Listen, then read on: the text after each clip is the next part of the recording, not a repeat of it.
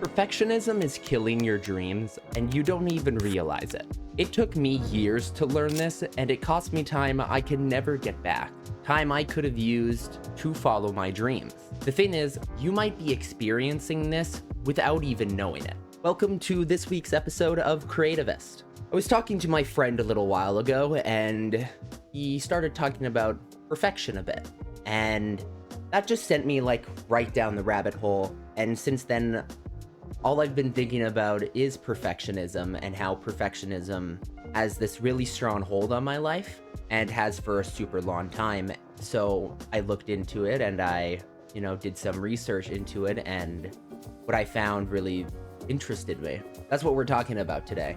We'll be talking about what is perfectionism, why is perfectionism killing your dreams, my experiences, and how perfectionism has delayed and almost killed my dreams, and most important, how to overcome perfectionism. I'm still working on that one. Can't believe this is the second episode already. I'm gonna be completely honest. My expectations were so low, I thought it was going to hit 10 views because I've never made a video like that before, but I was extremely happy to see it did not, and it did, in my opinion, way better than I thought just talking to a camera could, because I'm so used to, and this is my perfectionism talking, I'm so used to doing videos where all I'm doing is just scripting everything. Record the game, script, voiceover, and edit. And it's so polished and everything is so perfect, and it's just that fixation on quality that I'll be getting into in a little here. First, I just wanted to talk about the fact that so far I'm having fun recording these, though I'm so out of my comfort zone that I don't know what to expect. I'm so out of my comfort zone with these. And that's good, because breaking out of your comfort zone means you are creatively growing. And that's what it's all about. It doesn't make it any easier, though. But I am excited to see where this brings the channel. And I'm looking forward to continue making these weekly. If there's something I want to talk about, tangents I want to go on, I'm just going to talk about them. Anyways, though, let's get into the meat of today's topic. Why is perfectionism killing your dream? You miss 100% of the shots you don't take. I'll tell you a story of how long it took me to actually start making YouTube videos.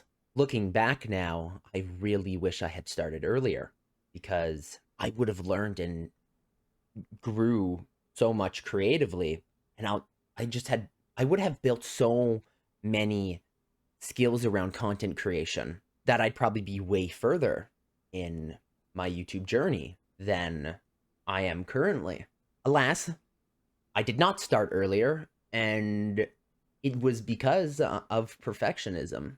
I was afraid of taking that first step because it wasn't perfect. My mic was crackly. I didn't have an editing software, which is funny to say because they're free. Just use DaVinci. The barrier of entry to making videos is phenomenally low. And that's what's so disappointing about perfectionism, is that you get in your head because my mic sounds bad. Oh, my screen capturing software sucks. Oh, I feel like I'm so weird. I'm trying to do this Let's Play and I'm not talking constantly. I'm not being overly performative like a bunch of YouTubers, or, how do they constantly talk? And it just circulates. It circulates. And next thing you know, you're shutting off your OBS because you think you suck and you're never going to be good at this because it's not perfect. I straddled that for a really long time. I remember for my 16th birthday, I think it was that, because I remember I also got a bunch of I got the entire 14 season set of the Supernatural DVDs because that's my favorite show. I could rant about Supernatural forever, but different topic for a different day. On that birthday, I also asked for a HD60 capture card so I could record my PlayStation with my laptop, which was, a shitty $600 HP laptop. So, not good, but it was something. And when you have the passion to start and you have that need to make something, that's what you need to follow, because that will lead you to, I want to say purpose, except for instead of purpose, I'll use the word creative fulfillment. I remember I recorded the entire Last of Us Part 2, and I had it up on my channel for a little bit before I unlisted them, or no, privated them. I was just sitting in my bed, laptop beside me, mic on my laptop, so it wasn't even in front of me. It was like over here. So like bad. But it was a start, you know? For years, I didn't start just making stuff because I was so worried about how it would turn out, how it was not perfect, how people would perceive it. If people saw it, I would be a loser, you know? And it's like, who gives a flying, I don't know if I actually want to swear on this podcast. Who cares what other people think? I let perfectionism stand in my way for so long that it took me like 4 years to start making YouTube videos when I already had the equipment. Like I could have started. I was ready to go. I had a PC for 2 years before I started making videos.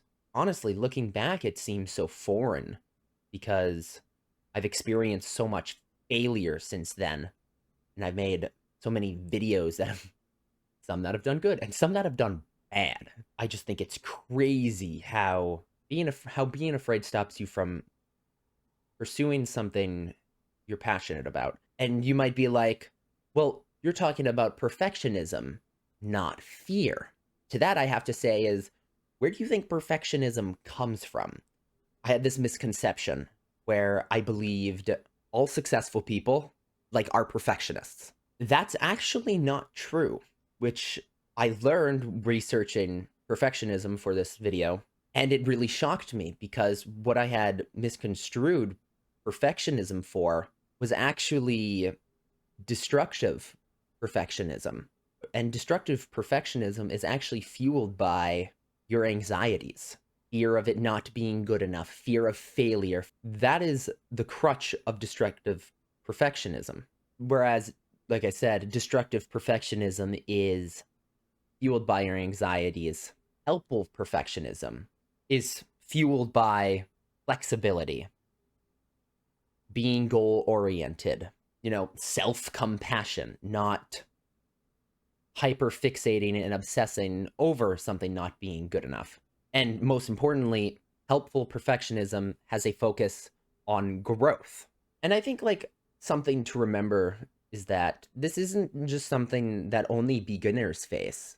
Like, I am still a massive perfectionist, and realizing that this is a byproduct of my anxieties is really funny to me because I've known it for a long time.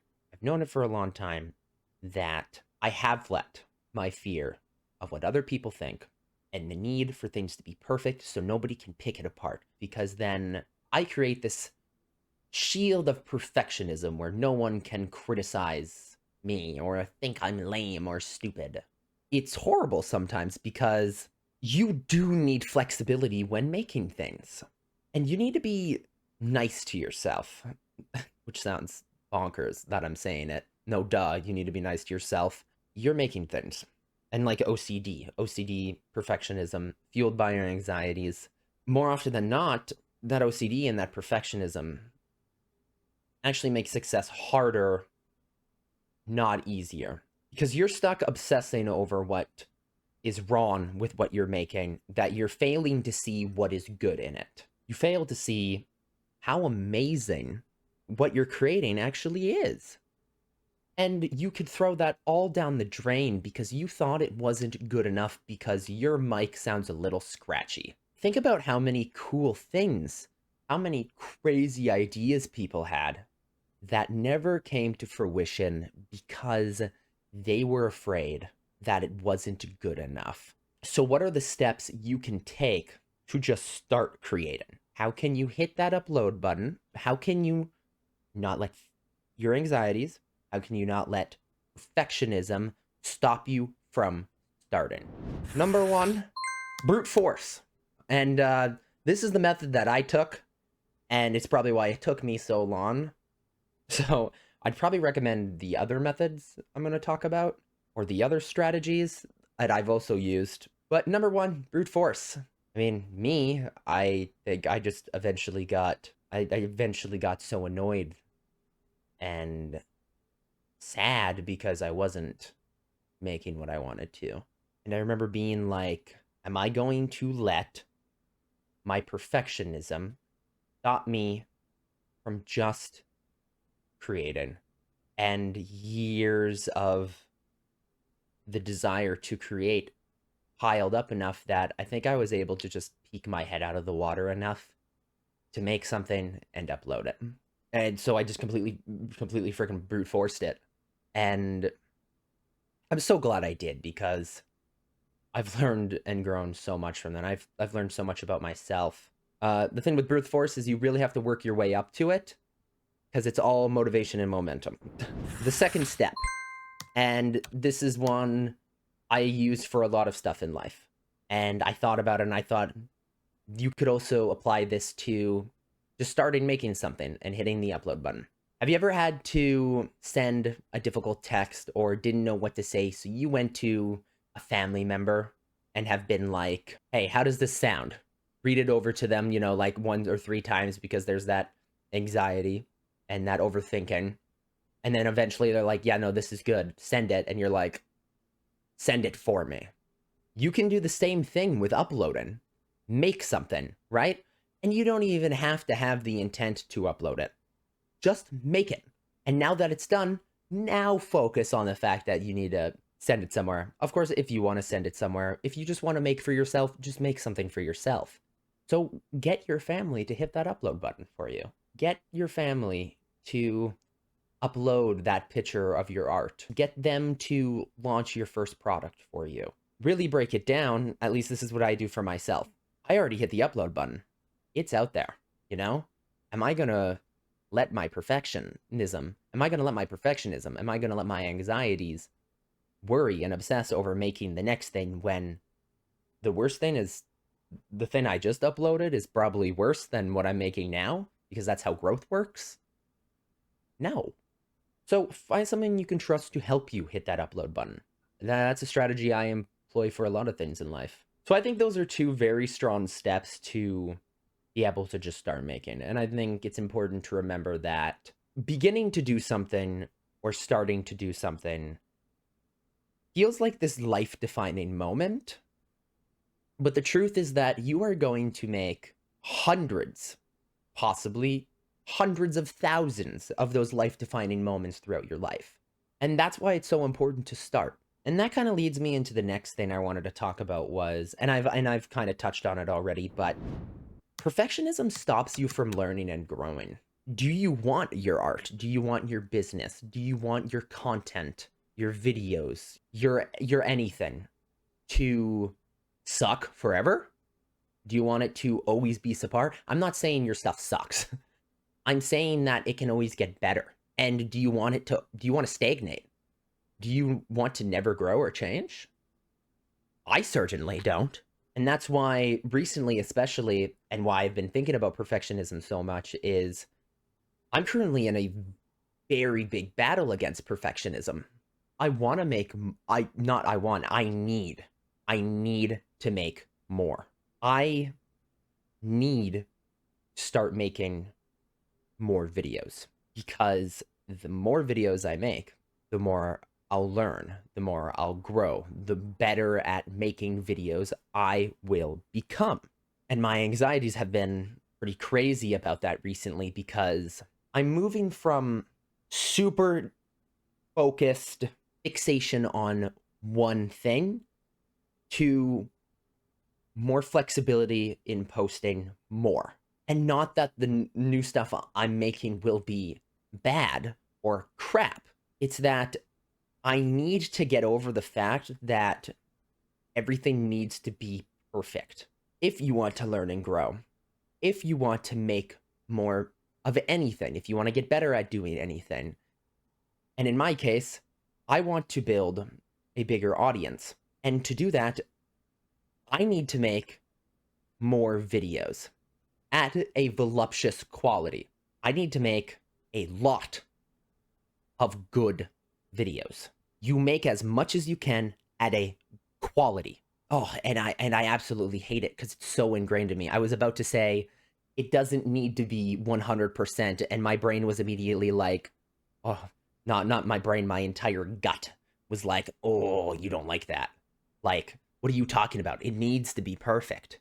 If you surpass that perfectionism and you put it out there. Now, the next thing you make, you can you can shoot for that 100%, and that 90 you hit on the video before, this time you might hit a 95%, right? Because you get better every single time you make something, and that's where that flexibility comes from. I'm talking about it on this episode because it's something I need to overcome if I want to grow more and make more successfully.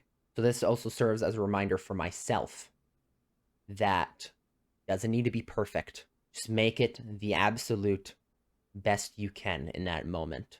Kind of jumping back to my battle against perfectionism. So what are some steps so you can always keep creating and set flexible boundaries with your perfectionism? One that has really helped me always keep creating, and I've this is one that you just naturally get better at the more you create and publish, is building failure tolerance. One aspect of that perfectionism is your fear of failing. And I'm pretty sure I talked about it a little while ago in this already, but I've made so much stuff that has failed now. And the thing about it is, I used to get really, really upset when things failed. This year, from like December, not even December, from like November all the way till frickin' May, I was just so fixated on being a failure and how everything I made sucked because it wasn't getting a bunch of views. And I'm actually quite thankful for it because it has given me an insane level of failure tolerance. Why is failure tolerance so important? It's because you were so worried what something you made didn't do well and it failed. So you stopped your entire dream, your entire plan, maybe something you dreamed of since you were a kid because you thought it sucked or the world perceived that it sucked. So you stopped. Game over. Number two, this is one I don't actually use, but I think I should start using it. Setting caps on the level of perfection for your project. This is as far as I'm allowed to go with this editing, you know? Like, of course, if you have a really cool idea for an edit in your head and like you want to focus on because you can learn something new from it, do it all the way. If that's a skill, get it. If you are delaying something from being published, and I'm so bad for this, and that's why I'm talking about it, because I want to get better at it. But if you are delaying something from being published because maybe there's a fan in the background, your mic picked it up, you delayed it because there was a fan in the background. Like, set a cap, you know? Like, I've been working on this for 30 minutes now. It's not working. You know, maybe I don't know how to do it. Maybe this isn't where I should be focusing my effort into. Next time, I now know that's something I need to look out for, and I can solve that for the next video. And a part of that is separate creating from like the editing process or whatever sort of quality control you have. Worrying about something being perfect while you're making it, you're never going to make it. Number three, this is one I've realized about myself that really helps me, and it might help you guys or whoever's listening. Build routine and habit around posting. Like, at least for myself, because I have this perfectionism, more often than not, you can actually use it to your strength sometimes. And I found I can, when I have a routine or a habit, something that I'm supposed to do every day or weekly, and I don't do it, oh my God, it floors me. Like, for example, you need to upload a video every Wednesday. Build a habit of that. Make one video for Wednesday.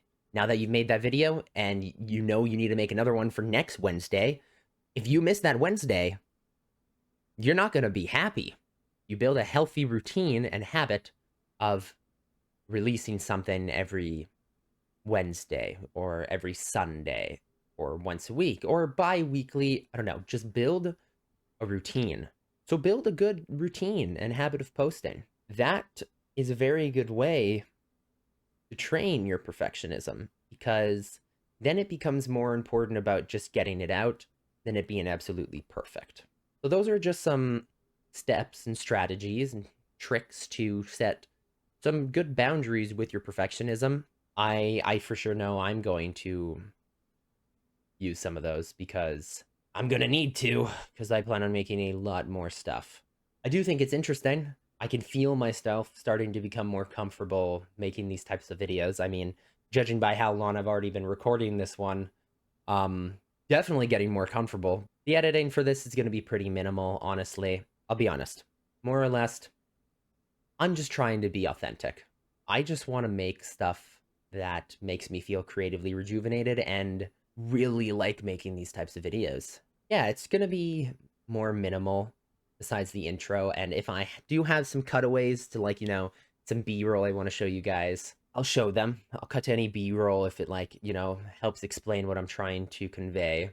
And, maybe some animated text effects for points. Other than that, though, I want to keep it minimal. I want to keep it raw. I want to keep it authentic because this is about being a space to be creative and document creative growth. So, as always, if you enjoyed, leave it a like or share it to someone you think would enjoy it as well. And if you are someone who also struggles with perfectionism, let me know in the comments. I'd love to hear your guys' stories or how you guys have battled and overcome your own perfectionism. I think that'd be really cool. So, as always, thank you for watching. Have a great day and stay stylish.